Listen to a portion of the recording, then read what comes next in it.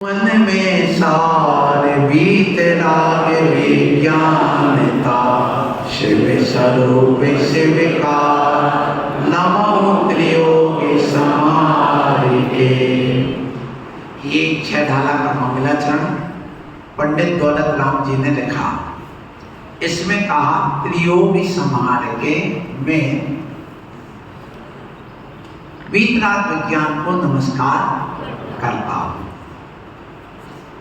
इसका पहले दिन व्याख्यान हो गया है, लेकिन आज आपको योग किसे कहते हैं ये समझना है। योग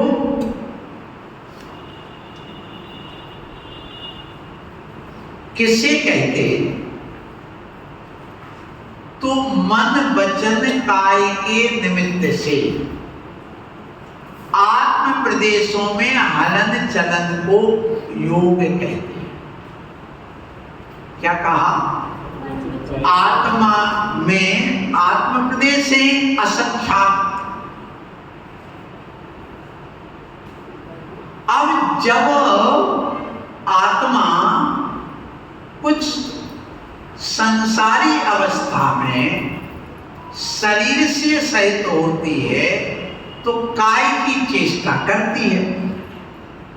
तो जब काय की चेष्टा होती है तो आत्म प्रदेशों में परिस्पंदन माने हलन चलन होता है।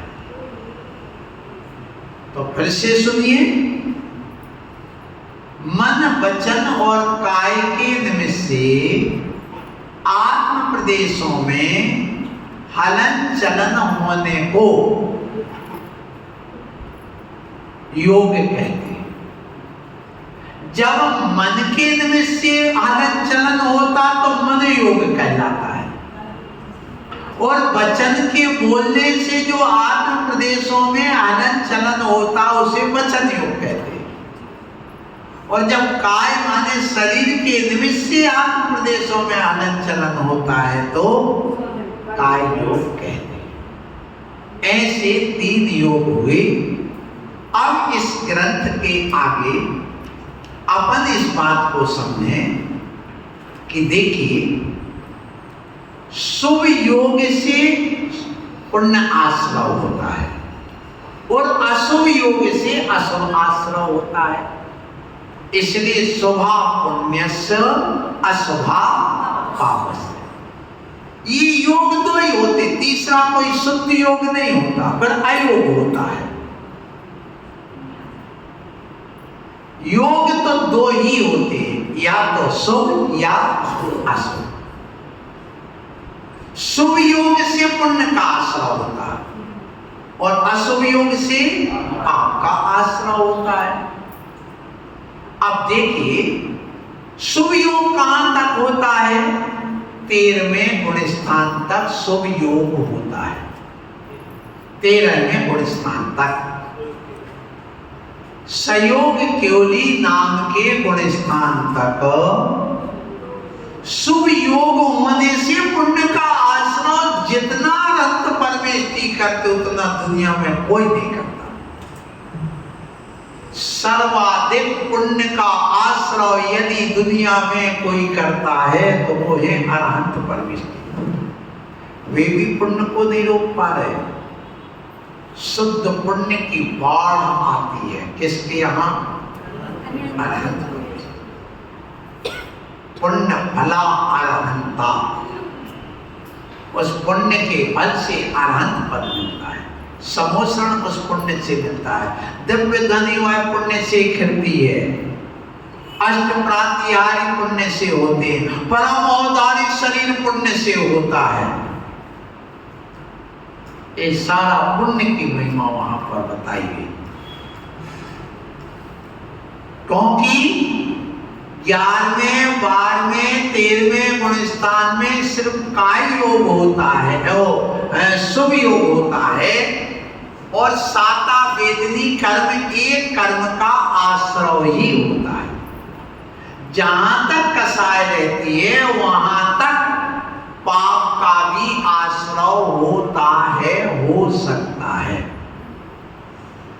कसाय 10वें गुण स्थान तक रहती है। उदय में, सत्ता में 11वें गुण स्थान तक कसाय रहती है।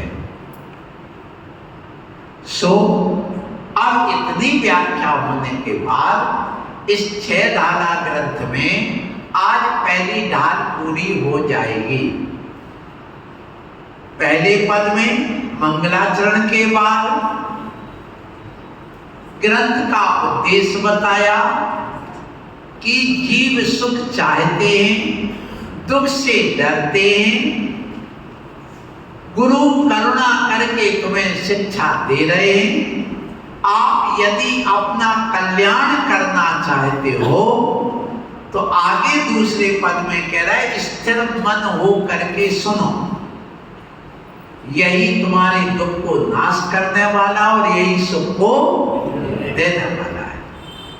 और सुनिए, इस जीव ने अनादिकाल से मोह रूपी मदिरा पी ली है, इसलिए पर को अपना मान करके अपने आप को भूल गया है।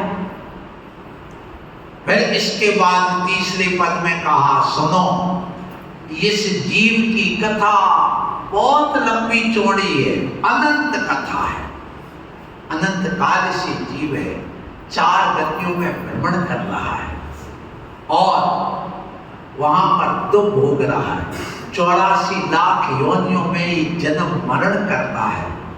पर जो मुनियों ने कही है उसको हम कछु माने थोड़ी सी कथा तुम्हें सुना रहे हैं संक्षेप में, क्योंकि आजकल तो शॉर्ट का जमाना चल रहा है, कपड़े भी शॉर्ट,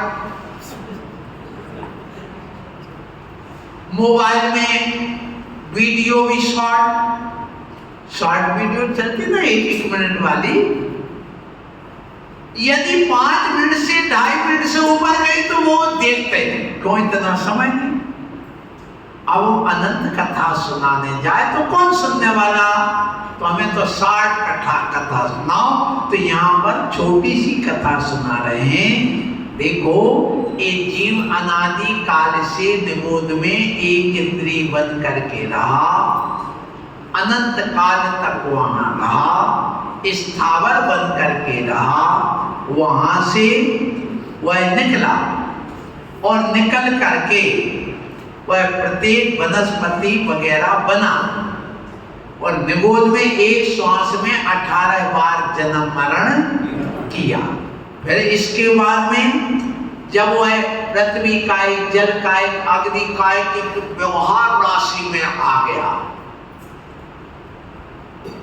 एक राशि होती है जो बैंक में फिक्स पड़ी है लॉकर में, और एक राशि जो चलन में चल रही है, दोनों में अंतर। तो निगोदिया जी वहां बैंक में खाते जैसे वहां पड़ा हुआ है, वहां से निकल करके व्यवहार राशि में चलायमान और दुनिया देखने आ गया। ये पेड़ पौधे भी दुनिया देख रहे, ये पृथ्वी भी दुनिया देख रहे, जान रही है। आपको दर्शन, हाँ, उनकी अचक्षु दर्शन होता है, स्पर्श इंद्रिय अचक्षु दर्शन। अचक्षु दर्शन क्या कहलाता है सुन लो, आंख से दिखना चक्षु दर्शन, और 4 इंद्रियों से और मन से अचक्षु दर्शन होता है। कैसे होता है सुनो, जैसे मान लो आप घर में सो रहे हैं, नींद लगी थी और फोन आ गया रात में तुम्हारे ससुराल से,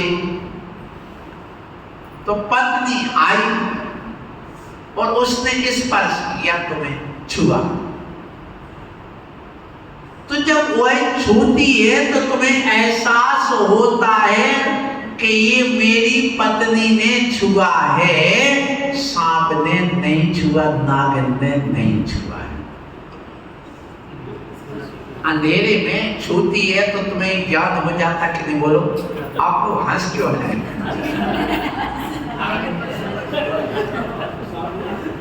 क्योंकि रात में सांप नागिन भी तो आ सकती है। अंधेरे में यदि उसने स्पर्श किया है तो तुम्हें अंधेरे में उस पत्नी का दर्शन हुआ कि नहीं, स्पर्श से उपयोग में आ गया कि नहीं, कि स्पर्श किसका है, पत्नी का है। तो एक चक्षु दर्शन कहलाता और एक अचक्षु दर्शन। तो एक अचक्षु दर्शन हो जाता है वहां पर। तो ऐसे वे पेड़ पौधे भी इस दुनिया को देख रहे हैं। विषय विषी सन्निपात, आमना सामना होना, झलक जाना, ये दर्शन कहलाता। तो आपको छूते ही पत्नी झलक गई, तो ये दर्शन हो गया। सो इस ढंग से यह जो जीव है वहां से चिंतामणि रत्न के समान उसने त्रिस्पर्याय को प्राप्त कर लिया। त्रिस्पर्याय प्राप्त करने पर विकलेंद्री बन गया। 2 इंद्री, 3 इंद्री, 4 इंद्री जीव को विकलेंद्री कहते हैं, वो बन गया। फिर इसके बाद में वहां पर दर दर मरी और सहयोग भी उसने बार बार जन्म मरण किया और उसके बाद कहीं गाड़ी चल गई, कहीं कुछ हो गया, वो मर गया, फिर जन्म ले लिया, फिर मर गया। ऐसा चलता रहा। जैसे केंचुए वगैरह हैं, चींटी वगैरह अपन रोज देख रहे हैं कि मर रहे। लाइट चली, पतंगा आए, छिपकली ने खा लिया, मर गया। तो उसी बात को कह रहे कवों को पंचेंद्री पशु भयो, पशु बन गया। फिर क्या हुआ? मन बिन निपट गया। फिर सिंहादिक श्रेणी है क्रूर। शेर ने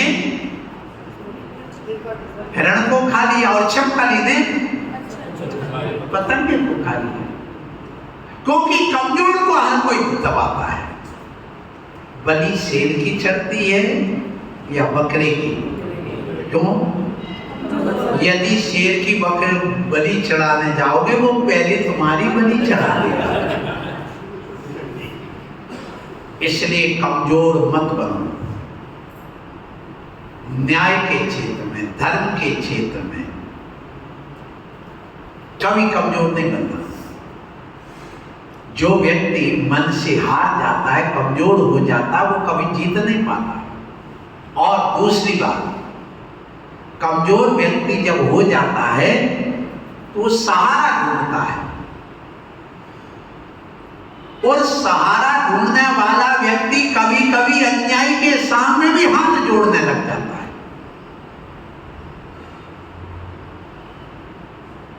क्यों? कमजोर है ना, इसलिए। और फिर वो दबाता है तुम्हें और दबा करके अपने बस में करना चाहता है। तो यही कह रहे हैं कि देखो, निबल पशु हति खाया, पशु ने खाया, सबल ने निर्बल को खाया। इसलिए हमारे यहाँ कहते हैं, हे आत्मन, तू तो अनंत शक्ति का धारी, डर क्यों रहा है? डरता क्यों है? तू जल नहीं सकता, तू मर नहीं सकता, तू बह नहीं सकता, तू कट नहीं सकता, डर किस बात का है? अपने उस चैतन्य स्वरूप की ओर जाओ। इस पर्याय की ओर मत देखो, पर्याय दृष्टि मत रखो, द्रव्य दृष्टि लाओ। अरे मैं तो अनंत बल का धारी, अनंत ज्ञान का धारी, मैं तो विश्व में जितनी शक्ति उससे भी ज्यादा मेरे अंदर शक्ति है। ऐसा सोच करके अपनी सकारात्मकता लाओ, अपने अंदर से वह ऊर्जा लाओ। इस डर को दूर करो। भूत क्या करेगा? कई बच्चों को डर लगता है, पुरुषों को भी डर लगता है। डरने की क्या बात? ये भगवान ने निडर बनाने के लिए, 7 भयों से रहित करने के लिए जो समय सार में कहा है, सप्त भय विप्रमुखा सम्मा दिट्ठि निस्संगा, 7 निर्भया, 7 भयों से रहित हो जाता है सम्यक दृष्टि जीव। वो इसी आधार पर होता है। तो डरना क्यों? अपने अंदर से शक्ति लाओ। ये इसलिए हम पढ़ाएगा, कबहू आप भयो बलहीन सबलन कर खायो प्रतिदिन, छेदन भेदन मुंह प्यास भार वहनहीन आत्म। आप तो कम बलहीन हो गए, सबल ने खा लिया, छेदन भेदन कर लिया, बंधन कर लिया, भार को ढोने लगे, आतप को सहने लगे, और ऐसे सहन करते करते मरे। तो संकलेश परिणाम, अंदर से वेदना और प्रतिकार की भावना जहां पर आ गई, संक्लेश अति माने खोटे विचार आ गए अंदर से, बदले आदि के तनाव के, तो मन करके कहां चला? इसलिए कहते तनाव मत करो, टेंशन में मत जाओ, चिंतन करो। ठीक है, चिंतन। आप लोग अधिकांश बीमार उसी में पड़े हुए। मैंने देखा है संघ में आचार्य गुरुवर विद्यासागर जी महाराज के संघ में 20-22 साल रहा। हमें ये दर्द कर रहा, हमें ये कर रहा, हमें ये दवाई दे दो, हमें वो दवाई दे दो, हम तो बीमार हैं, हमें शक्ति नहीं, हमसे सामयिक नहीं हो रही, हमसे नहीं हो रहा, बीच जिंदगी भर हमारा पेट साफ नहीं हो रहा, पेट की दवाई दे दो, हमारे लिए ऐसी दवाई दे दो। अरे भैया, योगी हो करके तो दवाई खा खा के जी रहे हो, तो योगी कैसे? इससे अच्छा तो वो भोगी है।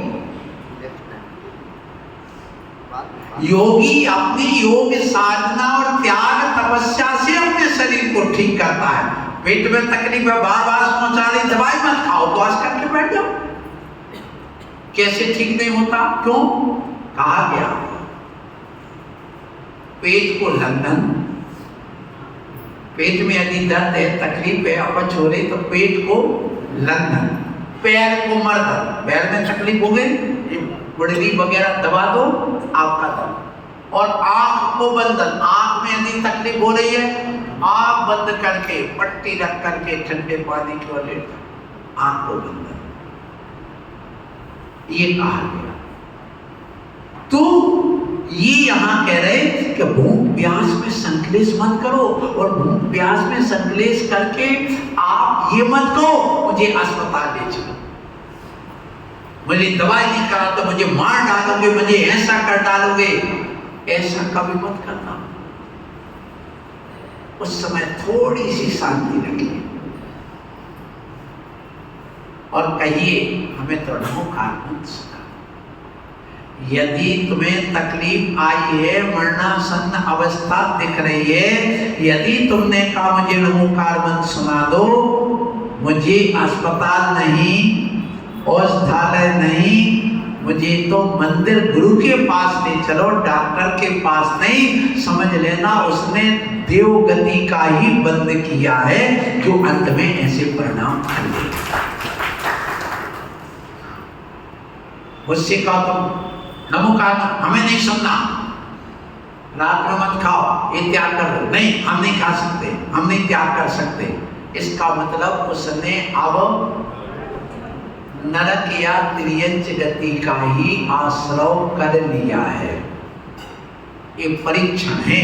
तो यहाँ पर जब संकलेश से मरता है, नरक में पड़ा, और जैसे नरक में गया, कहाँ भूमि पर सत दुखिसो, वहां परसत माने स्पर्श करते ही इतना दुख हुआ, इतना दुख हुआ कि हजारों बिच्छू के काटने पर या गरम गरम लोहे के कीले पर आपको पटक देने पर, या किसी जीव को पटक देने पर, एक साथ वो जो पेट में छेद हो गए, पूरे शरीर में छेद हो गए, इतना दुख नहीं होगा जितना किसमें होगा, उस भूमि का स्पर्श करते ही, जहां पर वो जीव नार की ही नदी बन करके, पीप की खून की धारा बहा करके, उन नारियों को बोला करके खाना चाह रहे हैं। तो ऐसे तहाँ सोनित नदी बह रही है, राध से युक्त नदी बह रही है, जिसमें और नार की कृमि बन बन करके वो भी उसको दुख दे रहे हैं बदले में। ऐसे देह को दुख देने वाली ही एसी में रहने वालों, फ्रिज में से निकाल निकाल करके ठंडा खाने वालों, रात में दिन भर बिल्कुल पशु की तरह चलने वालों, थोड़ा इन नारियों को भी ध्यान में लाओ। ये भी जीव है, अभी कोई नहीं, हम में से ही कोई गए, कहीं हमारा नंबर तो नहीं है। ये हमेशा ध्यान रखो। स्वर्ग नरक है कि नहीं, कोई बात नहीं।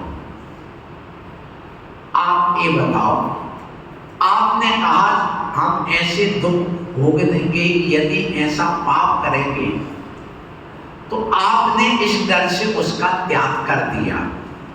और एक व्यक्ति कहता नहीं, सब व्यक्ति बात है, हम स्वीकार नहीं करते। अब बताइए, यदि स्वर्ग नरक हुआ तो उसका क्या होगा और तुम्हारा क्या होगा? और है निश्चित है। क्यों? 4 गति है ना, भगवान ने 4 गति कही। मनुष्य गति अपन प्रत्यक्ष देख रहे कि नहीं? अच्छा, त्रियंश गति भी हमें प्रत्यक्ष दिख रही कि नहीं? दिख रही ना। अच्छा, भूत पिशाच लगते हुए और परेशान करते हुए हमें दिख रहे कि नहीं? एक दूसरे को सुनने में देखने में आ रहे हैं कुछ लोगों को कि नहीं? माने 3 गति तो हमें प्रत्यक्ष समझ में आ गई। अब एक रह गई नरक गति, कोई बात नहीं। अब जब 3 सत्य हो गई तो एक बार विश्वास कर लो, तुम्हारा सिद्धांत पक्का हो जाएगा और धर्म के मार्ग पर बढ़ जाओ। तो फिर कल शाम को बताया था कि देखो, नार की जीव की विशेषताएं कल शाम को बता चुके हैं। फिर इसके बाद में कहा कि वह नार की जीव पेड़ बन गया। सेमर तरु जल जुत अति असी पत्र असी ज्यों दे विदारे तत्र मेरु समान ऐसी शीत उसमें पड़ा था। वहां पर इतनी गर्मी कि सुमेरु के पर्वत के बराबर यदि लोहा डाल दिया जाए गोला बना के, तो क्या होगा? गर्मी में पिघल जाएगा। और यदि पिघला हुआ ऐसा लोहा डाल दिया जाए, पानी डाल दिया जाए, तो वो लोहे के समान घट। ऐसी शीत भी होती है। तो ऊपर की पृथ्वियों में गर्मी है, नीचे की पृथ्वियों में शीतलता है। सुमेरु पर्वत कहाँ है, कैसा है? तो सुनिए, सुमेरु पर्वत, ये जो पृथ्वी है इसके बीचों बीच है, नाभि के समान है। और यह जम्बूद्वीप के बीचों बीच 1,00,000 योजन ऊंचाई वाला है। लेकिन 1,00,000 ऊंचाई में 1,000 योजन सुमेरु की जड़ है, नींव है, और 99,000 योजन ऊपर है। और उस पर 40 योजन की चूलिका, अर्थात जैसे शिखर बनाया उस पर अपन कलशा चढ़ा देते हैं, ऐसे कलश का नाम चूलिका है। समझ गए ना?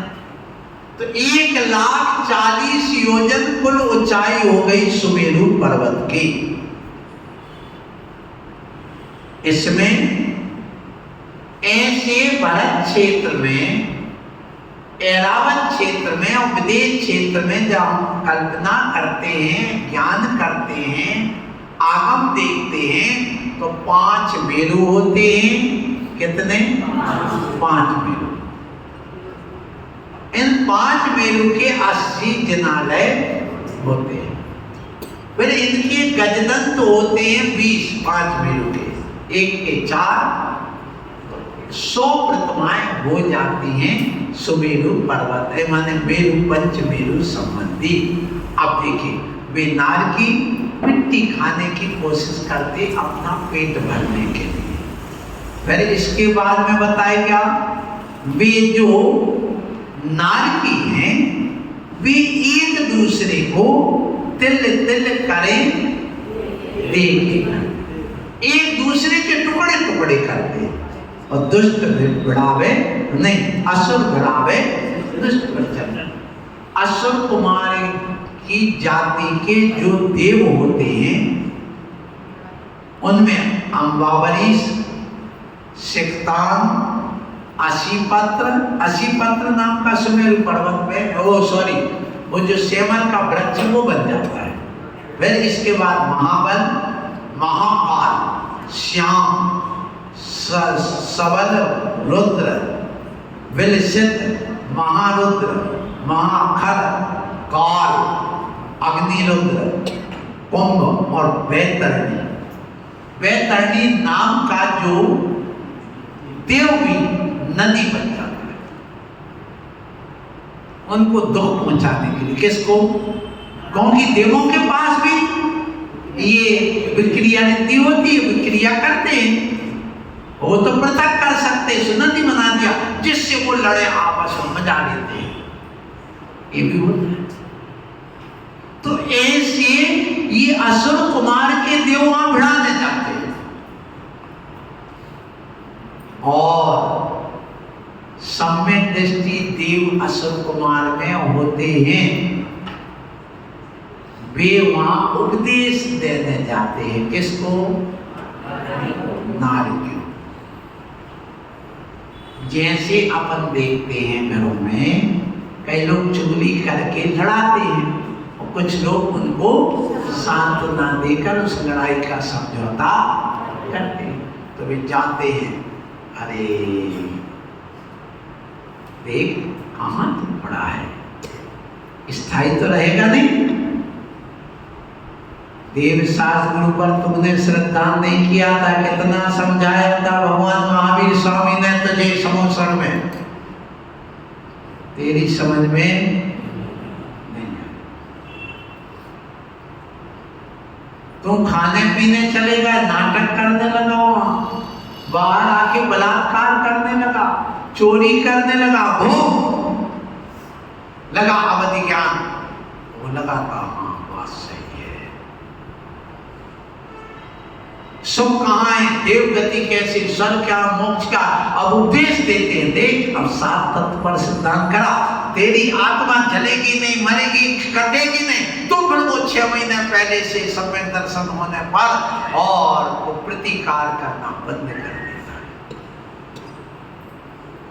और जो तीर्थंकर होते चारों तरफ से बाउंड्री बना लेते, कौन? वे सम्यक दृष्टि, वो नारद। सम्यक दृष्टि नार की उन तीर्थंकर जैसे अभी आएंगे तीर्थंकर। कौन? राजा श्रेणिक का जीव आएगा, तीर्थंकर बनेगा, प्रथम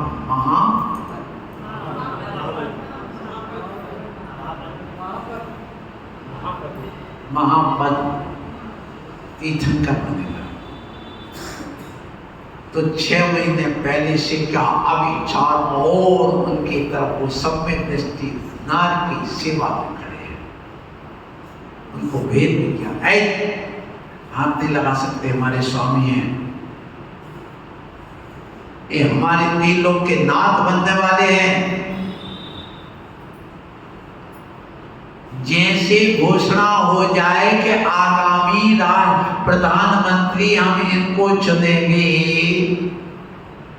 6 महीने पहले डिक्लेयर कर दिया, चुनाव घोषणा कर दी गई, तो उसकी सुरक्षा व्यवस्था करते कि नहीं? करते हैं। उसी प्रकार घोषणा हो चुकी कि तीर्थंकर बनने वाले हैं, अब कोई हाथ नहीं लगा सकता। हे जैनी, आप लोग बड़े पुण्यात्मा, इतनी अच्छी बुद्धि मिली, इतनी अच्छी नौकरी मिली, इतना अच्छा शहर मिला, प्रदीप भैया सीए बन गए। आप साहब की मुनीमिगिरी कर करके सबकी बैलेंस शीट तैयार कर रहे हो। 1 महीने में 2000 आप शीट तैयार करके दुकानदारों की बना देते हो। अपनी बैलेंस शीट बनाओ। किसकी? अपने सीए बनो। क्या कहा? अपने सीए, आत्मा के कैरेक्टर वाले। सी माने कैरेक्टर और ए माने आत्मा।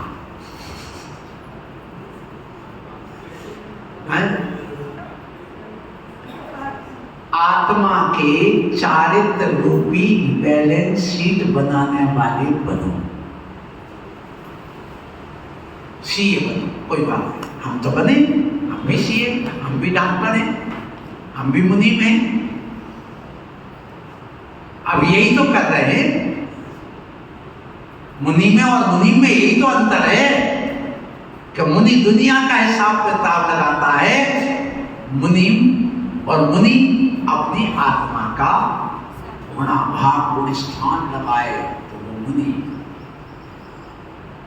जो अपने आत्मा के परिणामों का गुण स्थानों का हिसाब किताब लगाए वो मुनि, और जो तुम्हारे गुणाभाग लगाए धन दौलत का वो मुनि।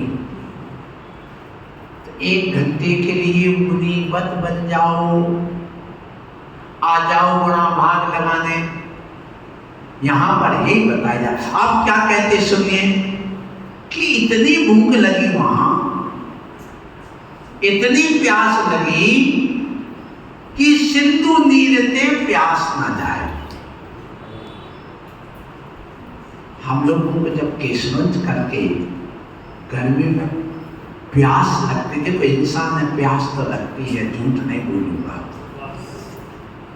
उपवास जब करते हैं मुंह सूखता है, शरीर में वेदना होती है, फिर भी प्रवचन करना होता है, फिर भी विहार करना होता है। तो उस समय क्या करना, स्वाध्याय में लग जाओ, थोड़ा पानी डालो सिर पर, थोड़ी ठंडक हो जाए, इतने पीने का त्याग है, लगाने का भी त्याग एक भैया मिलती है, ये कर सकते। बाहर ठंडे में बैठ जाओ, प्राणायाम कर लो, लेकिन नियम नहीं तोड़ना। तो जब वो प्यास लगती तो मैं चिंतन करिए, हे आत्मन तो निगोद में रहा, तुझे पानी नहीं मिला, नरकों में रहा, 33 साल सागर तक एक बूंद नहीं मिली, तो 33 घंटे की बात सहन नहीं कर सकता। सोच, तू अपने आप बल आ जाता। इसलिए छेड़ाना पड़ा जाना कि दुख है, तुम्हें लगे कि नहीं अब हमें इस दुख से मुक्त होना है और अच्छे कार्य करना है, कैरेक्टर की बात करना है, करेंसी की नहीं। करेंसी की ठीक है, घर में करेंगे, मंदिर में तो नहीं करेंगे ना, 1 घंटे तो नहीं करेंगे ना, 1 घंटे तो हम यही बात करेंगे। और 1 घंटे भी यदि तुम इस स्वाध्याय को करते हो तो सुनो कान खोल के। एक विद्यार्थी है, बीए फाइनल में है, और उसने पढ़ाई चालू की, अगस्त में एडमिशन लिया, सितंबर अक्टूबर से उसने क्लास अटेंड की, 5 दिन क्लास चली, 2 दिन छुट्टी में निकल गई, और मार्च में पेपर होना है। तो उसने अक्टूबर, नवंबर, दिसंबर, जनवरी, फरवरी और मार्च 6 महीने पढ़ाई की।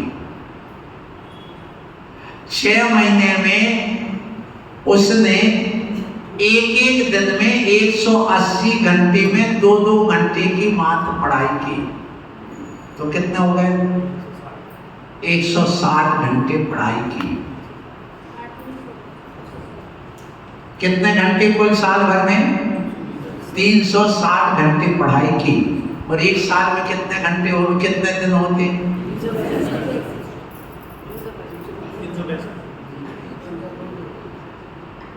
तो एक दिन में 1 घंटे का एवरेज निकला तो भी वो फर्स्ट क्लास पास हो गया। इसी प्रकार तुम 24 घंटे में 1 घंटे के लिए भी अपने स्वाध्याय को देते हुए तो तुम भी मोक्ष मार्ग में फर्स्ट क्लास पास हो जाओगे।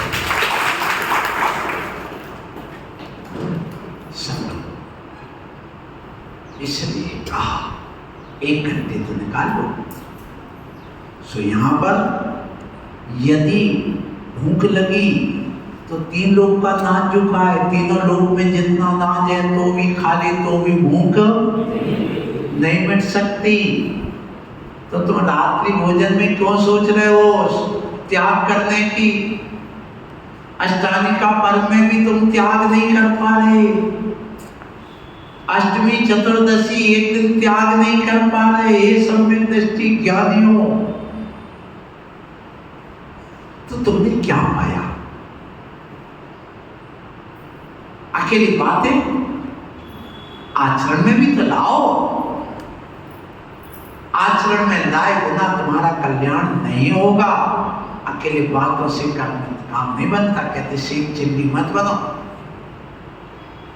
तो यहां पर कह रहे कि देखो आप कुछ अपने जीवन में लाओ तो क्या हो गया कि जैसे नारकी जीव के मरण के समय थोड़े से पुण्य का उदय आ गया, कर्म योग्यते अर्थात पुण्य के योग से नरगति लो, किसको प्राप्त कर लिया? अब नरकों के दुख भोग करके अब मनुष्य गति के दुख की बात आ गई। क्या कहा? सुनो, ये जो नारकी जीव हैं वे नारकी जीव यहां पर निकल के आए। अशुभलेशा और कसाय थोड़ी सी मंद हुई, उसके उदय से उन्होंने एक गति प्राप्त कर ली। तो यहां पर आहार की बात आई है। आहार 6 प्रकार का होता है। कितने प्रकार का? कौन कौन से? कबलाहार, मानसिक आहार, ओजस आहार, कर्माहार, लेपाहार और 9 कर्माहार। कितने? 6। अब देखो कबलाहार क्या कहलाता है? कबल माने ग्रास बना के और बना करके जो मनुष्य त्रियंच अपने मुंह में ठूस करके खाता है, वो क्या कहलाता है? कबलाहार। तो हम सब कौन है? कबलाहार। तुम्हारा पेट कब भरेगा? बोलो। जब एक ही गिलास बना के खाओगे तो कबलाहार। मानसिक आहार देखोगे, मन में विचार आया मुझे भूख लग रही है, तो जैसे आप इमली का याद करते ही आपके मुख में अंदर लार ग्रंथि से लार टपक जाती है। जैसे तुम्हारे मुख में लार ग्रंथि से लार टपकती है, उसमें जाइसिन और टाइलिन नाम के एंजाइम होते अपनी लार में। सुन लेना, प्रसंग आ गया तो। जो व्यक्ति कम चबा करके जल्दी जल्दी खाता है,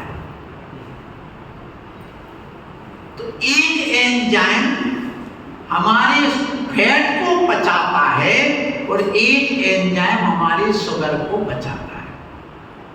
और जो व्यक्ति जल्दी जल्दी निकलता है, पच नहीं पाता है, तो वह ब्लड में जाके मिलता है।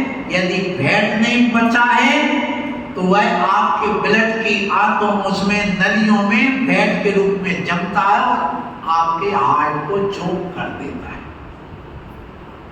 और शुगर नहीं जमती तो वो ब्लड में मिल करके ब्लड शुगर बना करके और तुम्हें पेशेंट बना देता है, रोगी बना देता है। पर जिंदगी भर तुम तड़पते हो, रोते हो, कुछ खा भी नहीं पाते। इसलिए शांति से बैठ करके पेपर मत पढ़ो, टीवी मत देखो। उस तरफ देखोगे तो तुम्हारी भोजन में रुचि ना होने से आपके अंदर से लार कम बनेगी। लार कम बनेगी तो एंजाइम कम मिलेंगे, तो तुम्हारी शुगर बढ़ेगी, तुम्हारे कोलेस्ट्रॉल बढ़ेगा, अटैक आएगा, बीपी बढ़ेगा। इसलिए कहते बढ़िया पहले 9 बार नमो का भगवान का स्मरण करो, भगवान स्वस्थ रहो, भोजन कर रहा हूं आप गुस्सा मत करो, नमक क्यों नहीं डाला, मीठा क्यों नहीं डाला, ऐसा क्यों नहीं बनाया, वैसा क्यों नहीं बनाया। साधुवत मुस्कुरा दो, इशारा कर दो, बोल दो, अरे क्यों आज क्या हो गया, क्या कोई गाना सुन रही थी, आज तो नमक नहीं डाला, जरा चखो तो कैसा है, कोई बात नहीं, लाओ नमक लाओ, बुला लो, क्या जाना। उस समय प्रसन्नता आ जाएगी, है नमक नहीं डाला, बुद्धि कहां थी तेरी, किसको याद कर रही थी तू, ले झगड़ा चाहिए। मैंने बचपन में देखा है, रमेश से गई गृहस्थ जीवन के चाचा और राजकुमार से गई, ये दोनों चाचा, इतनी गुस्सा आती कि चौके में वो परोसने आ जाती तो थाली ऊपर मार देती, इतनी गुस्सा आ जाती थी कभी कभी। माने भोजन की थाली सुदर्शन चक्र बन जाता, इसलिए बीमार पड़े। अब तो दुनिया से चले गए, शुगर की बीमारी, बीपी की बीमारी को भोजन करते करते उत्तेजित हो जाते, कभी मत होना। ये यहां बताए तो ये मानसिक आहार किसको होता है, ओजस आहार किसको होता है, ओज माने तेज। जब मुर्गी अंडे देती है तो उस पर वह बैठ जाती, पूरी रात भर बैठती, दिन भर बैठती, अंडे देने के बाद उसको गर्मी देती। यदि गर्मी नहीं दिया, वो अंडा बाहर निकला, जो आजकल कह रहे ना उसमें चूजे नहीं निकलते हैं, इसलिए वो शाकाहारी है, ये शुद्ध मिथ्या झूठ के अलावा कुछ नहीं।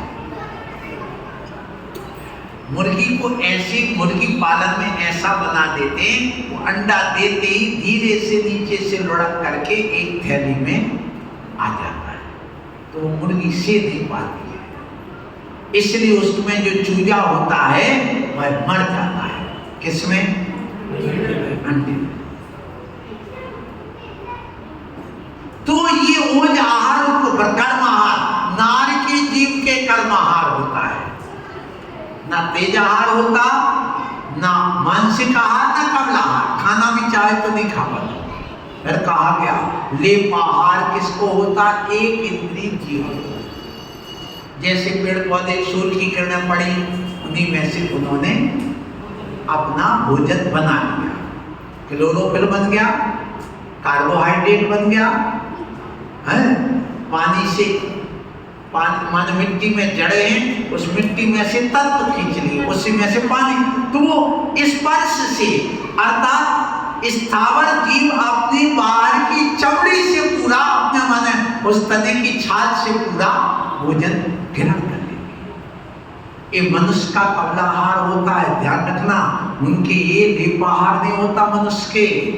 कई लोग कहते तेल लगा दिया महाराज को, तो नहीं लगाना चाहिए, तो भ्रष्ट हो गए, द्रव्यलिंगी हो गए। क्यों?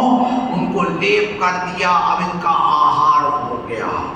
तो जो ऐसा कहे उनको दिन भर, हे माता,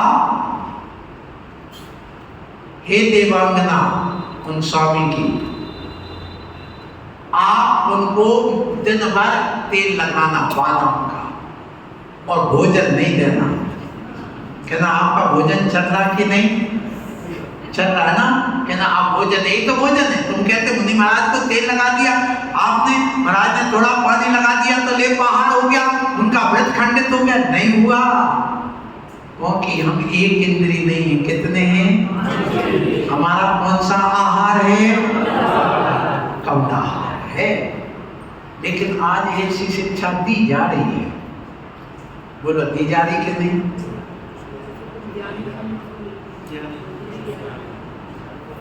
इसलिए ऐसी शिक्षा से भी हमें सावधान रहना चाहिए।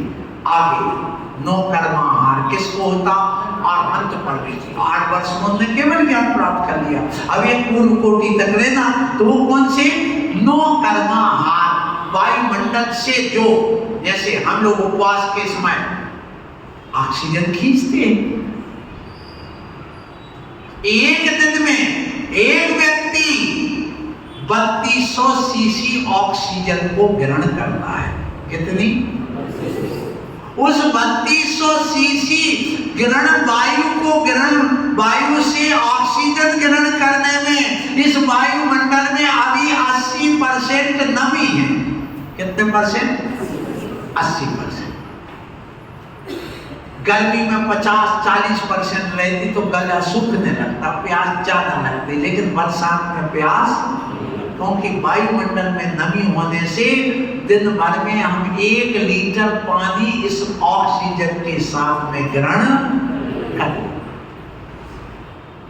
इसलिए हमारी लघुशंका का यूरिन पीली कम होती है और गर्मी में पीली ज्यादा, क्योंकि वायुमंडल से हम उस नमी की पूर्ति कर लेते पानी की। तो आहार हो गया नहीं, व्रत खंडित हो गया नहीं, हो गया।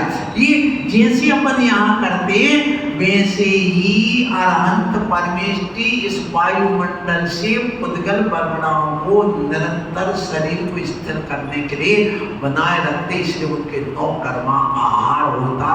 इस प्रकार से ये आहार कितने प्रकार का हुआ? 6 प्रकार का। अब समय अपना पूरा हो चुका है।